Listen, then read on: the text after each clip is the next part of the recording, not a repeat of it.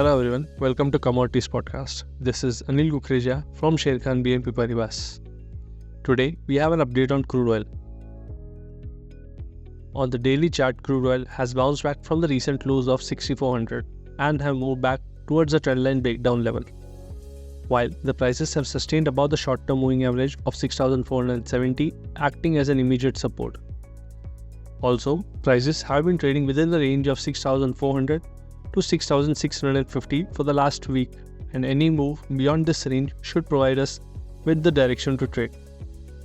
The stochastic has a positive crossover to support the bullish move as it moves from the mid-level of the oscillator.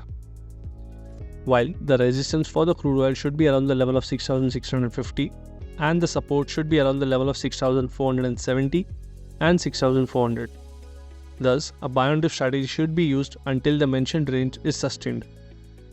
Hence, we expect crude oil to trade with a sideways to positive bias for the day ahead. Thank you.